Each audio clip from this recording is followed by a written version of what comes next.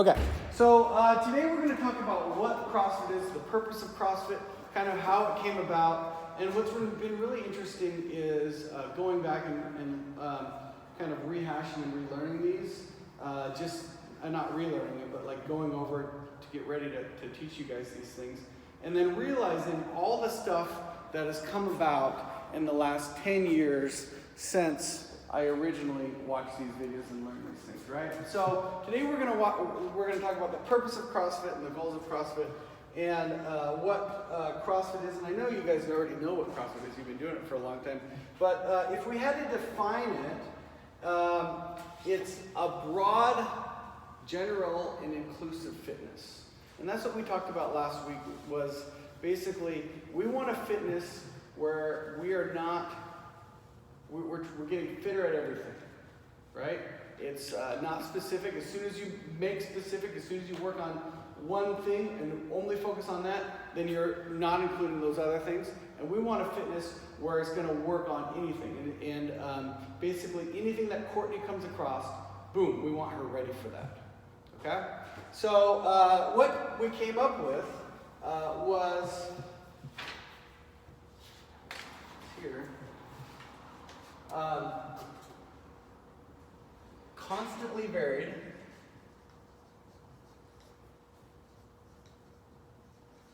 functional movements, performed at high intensity. Okay?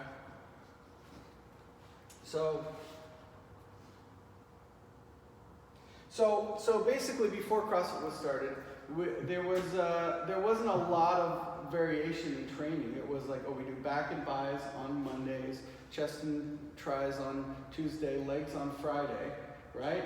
And then we might run on Tuesdays and Thursdays.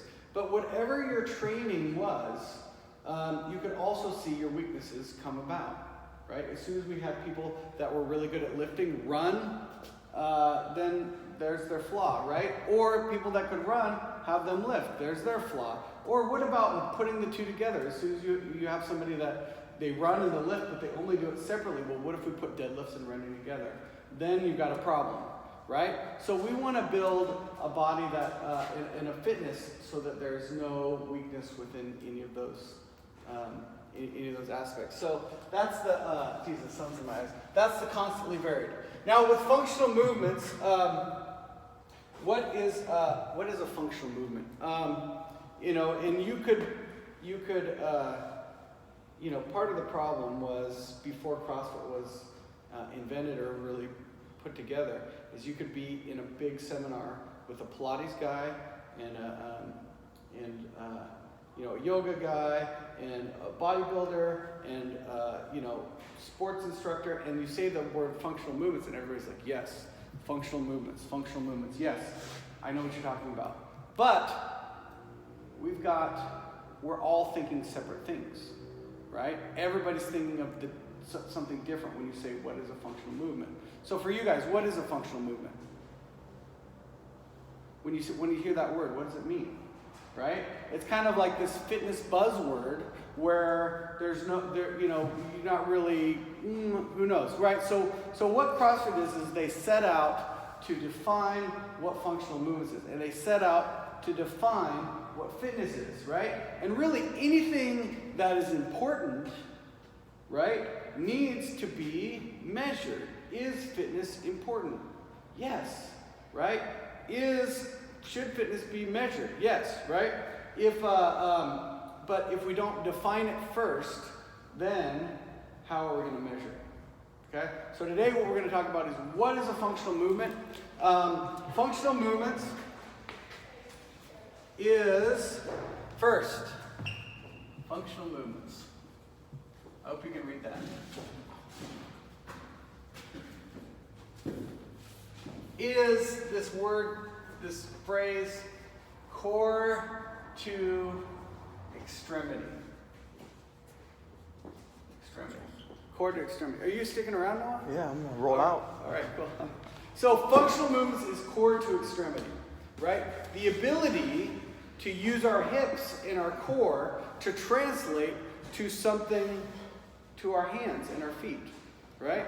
So core to extremity. And so kind of think about we're taking a high amount of force, right, with a regular amount of distance and a little amount of speed or time, right? And we're turning it into low amount of force, medium amount of distance, and very fast time. For example, if I'm playing baseball here, right, I have my hips, right, and I'm using my hips that are very slow and translating it to the end of the baseball bat, which is going to go very quickly, right? And so we have the same thing with the squat and the snatch, right? The hands, right, are long and they're fast, but they have no power to them. They have no force to them, right?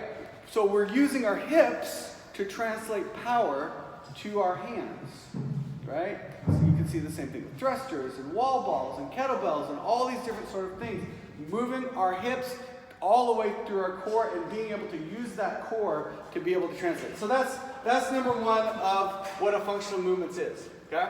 Number two of functional movements is they are efficient. Okay? They're efficient. And so you take a functional movement and you take a weight on the ground. How are you going to lift that weight? What's the most efficient way to pick up a weight from the ground, right, is a deadlift, right? The human body was meant to deadlift, right? What's the fastest way to take something and put it over your head onto a truck? The press, maybe even the push press, right? What's the best way to get under something and the most efficient way to get under a heavy load? The jerk, right? Right. Functional movements, they're efficient, and in that way, a lot of times they're irreducible. In other words, if we take parts of the deadlift, right, we can work on a part of the deadlift, just this part, or we can do a calf raise, which is similar to some of the other movements, but we miss out on a lot of the good juice when we take and we reduce those functional movements. Okay. Another thing about these functional movements is that they're found everywhere.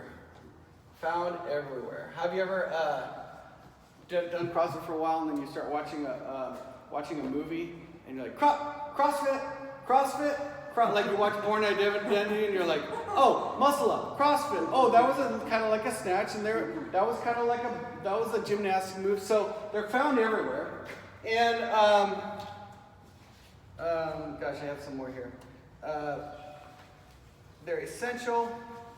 And they're built to move large loads, long distances, quickly.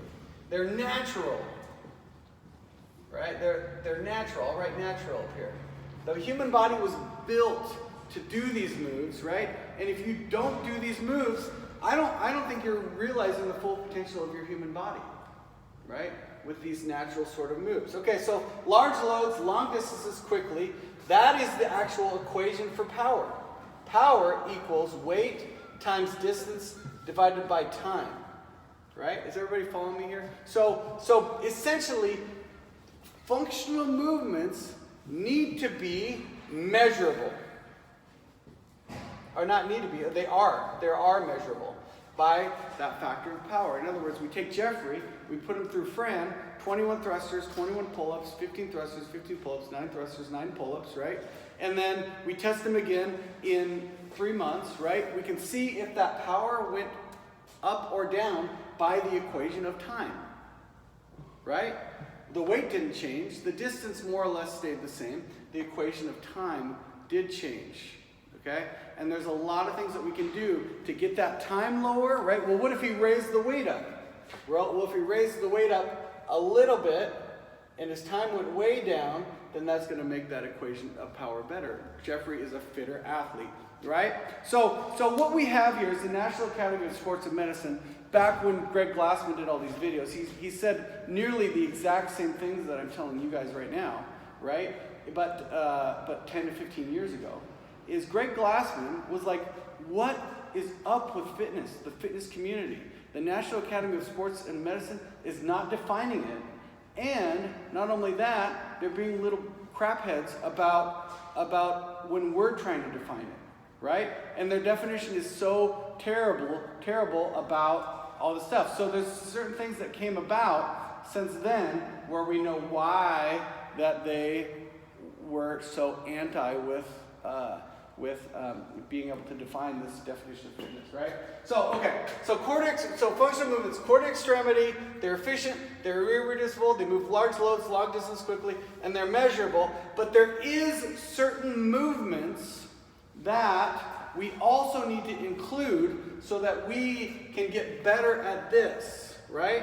Such as the there's a lot of gymnastic holds and a lot of gymnastic strengths and a lot of those other things where we can do a lot of things so that we can get better at fitness, but this is the way to measure it, right?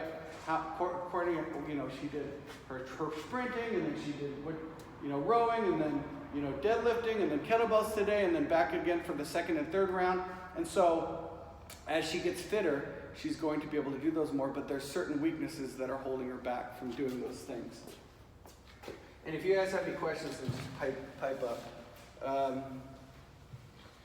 All right, so interesting enough as well is that this thing that we've created, this constantly varied functional movements at high intensity, is the high intensity part is also measured by power.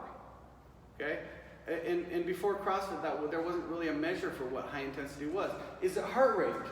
Well, I mean, not really. Is it your lactate threshold or blah, blah, blah, all this stuff, right? Well, it can't be heart rate because your heart, my heart rate was through the roof when I went on my first date with Becky, right? That wasn't really defined as intense, right?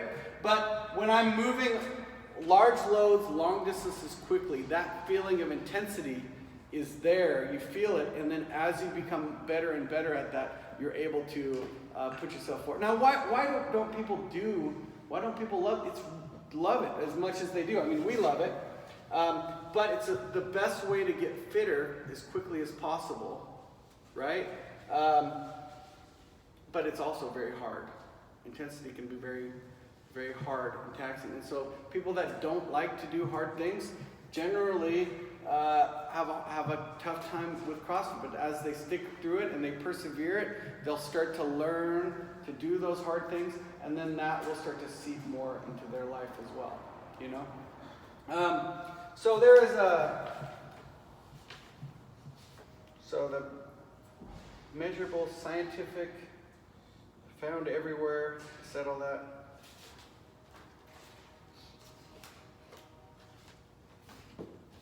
All right, so what we had, and I talked a lot about this last week, was the 10 general fitness skills, where they were the ones that take training, right? Which were our strength, stamina, cardiovascular endurance, and flexibility, right? These are the four that are organic in nature. You improve on these things, your body is actually changing, right? You have the stuff that takes practice. Okay? And this is changes that happen between your ears. Changes in your nervous system, right? These are coordination, balance, accuracy, and agility. Okay? And then you have both training and practice, which is speed and power. Right? So within these 10 things, the functional movements seem to really improve, whatever your weakest link in those 10 things are the ones that are going to improve your rate of functional movements and being able to do and create more large loads, more long distances, and more quickly, right? And it's usually, what I talked about last week was usually the weakest link is the one that defines it, okay? And that brings it to the next part that I really want to talk a little bit more about, is like, as soon as we define functional movements and as soon as we have a measurement of it, then we can know the things that are causing us to not have it or not be able to get more of it. We know when things are not working, right? So I'm going to draw a pyramid here. Okay? A pyramid here. And this is the hierarchical development of an athlete. Okay? And so we'll put the top one. Have you guys seen the hierarchical development of an athlete? Do you know what the top one is? Right, the top one is sport. Okay? So basically, sport is whatever that you're gonna do. So for some people it might be an activity. For firefighters, it's going and doing whatever thing that they need to be doing. It could be soccer. It could be on the military grounds, like protecting, whatever. Like whatever you need to do as an athlete, this is what we're working on. Being able to do anything and everything and being awesome at it, right? And we want to get better at it, okay? So everything underneath it is being built by that thing, right? And holding back that bottom thing. And the one underneath this one is weightlifting and throwing, okay?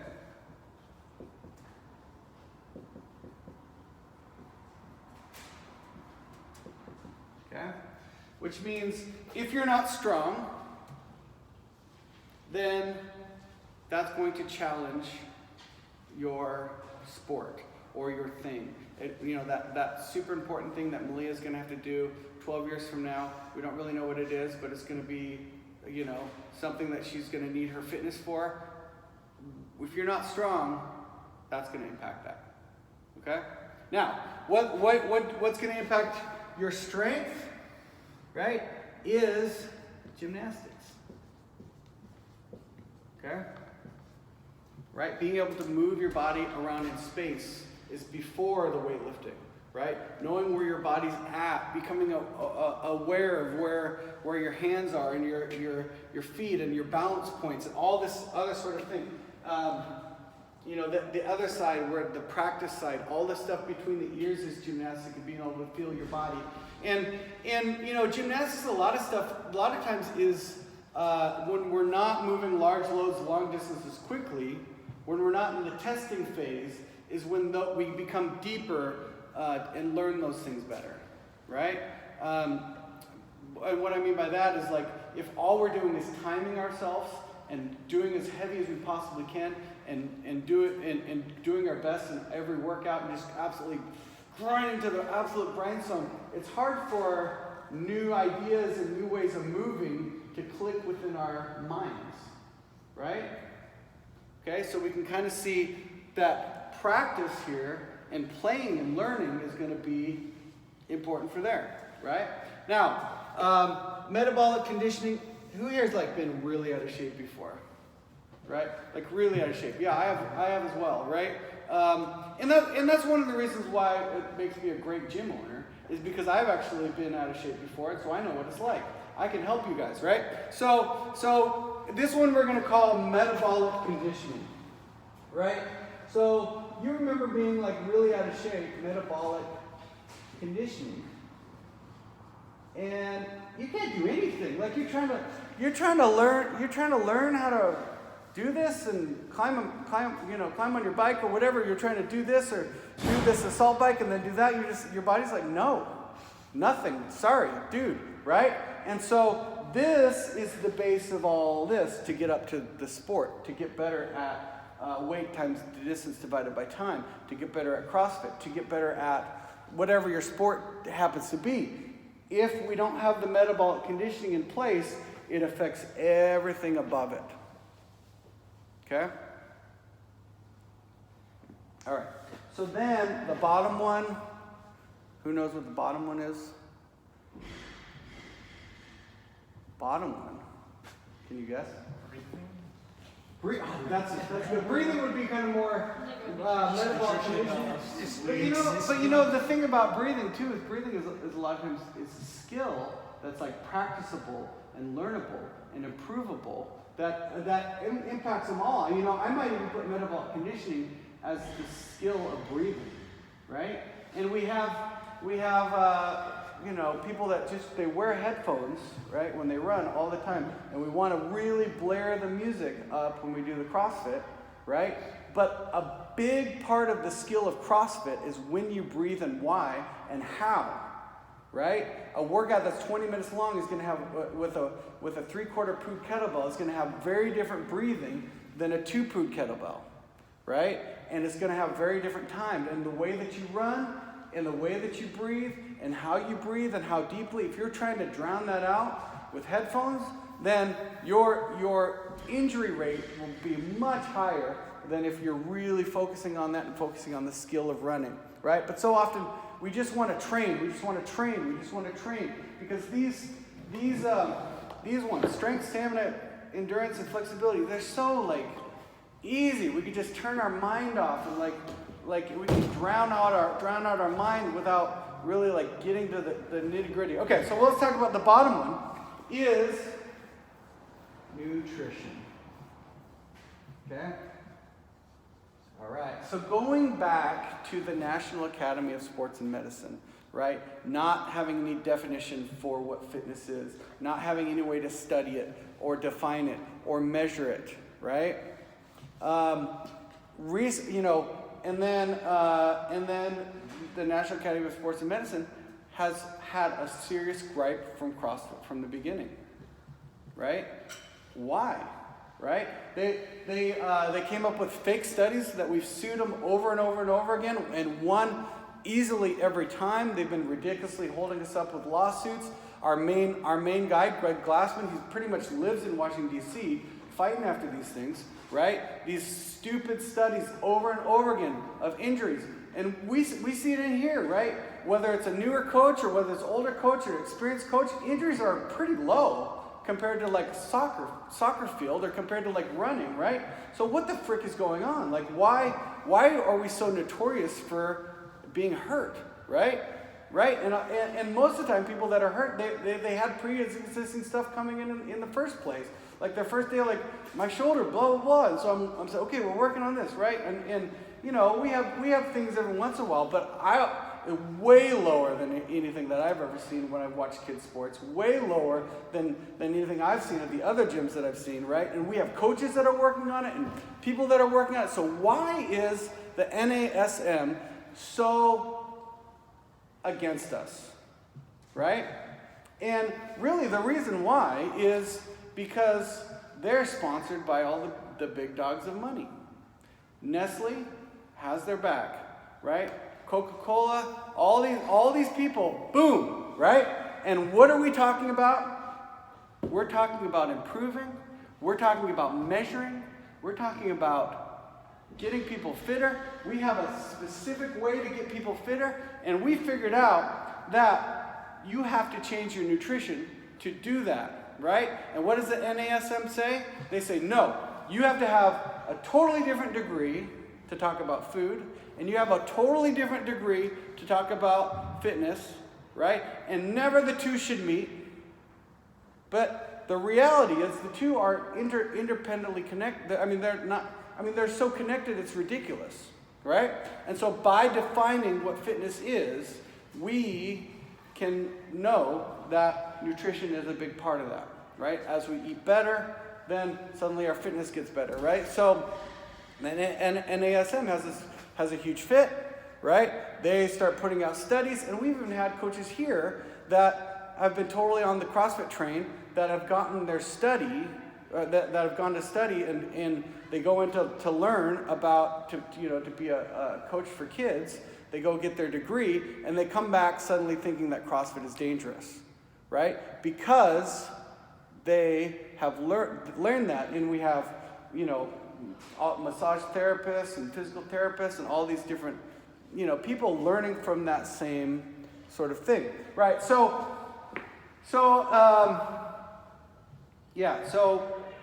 But we have the solution, And the solution is simple. Get off the couch and get off the nasty carbs, right? And that's a message that that people don't want out there, or the big money people don't want out there, right? Because yeah. So anyway, that's any questions? Any thoughts? What do you think? Am I right? Yeah. The whole money thing is all it does is create like evil almost. And they aren't. Corporations aren't looking out for a lot of these people's best interests. They're looking out for their own back. Right. Yeah. And I mean, here's the thing. I mean, if you want to make people, strong inside and out, right? Fitness has all these little baby tests that we can do, right? We're in here. We don't want to keep going, but we do. Our body says stop running, but we keep running. We want to do this, but we don't, and then suddenly these little tests start happening within these kids' brains, right? These little tests, and they get confident, and they know that they can do it, and they know that they can do something hard. And then when real life starts to happen, then they can do it, right? Better, right? So if I was somebody that wanted a bunch of sheep in the world, the first thing I would do is I would get rid of fitness for the schools, and I would get rid of music, right? Because those are the things that take practice. Those are the things that take a lot of problem solving. Those are the things that take willpower, right? So and we see that over and over again. And here it's like people come in, I can't do it, and then they try, and then they start to make changes in their life not because of their fitness, but because it's aligning them up. It's like it gets you out of your rut, and it helps you figure out who the real you is. And music can do the same thing as well. But but not like fitness. And being able to be aware of our body and all this stuff. I kind of went off on a little tangent there, but you kind of know what I mean. Okay. 10 fitness skill: losing a game, failing mission, or losing a life is more about what you're weak on than what you are strong about. All right. Yeah, all this stuff. Kind of running over a little bit. Yeah.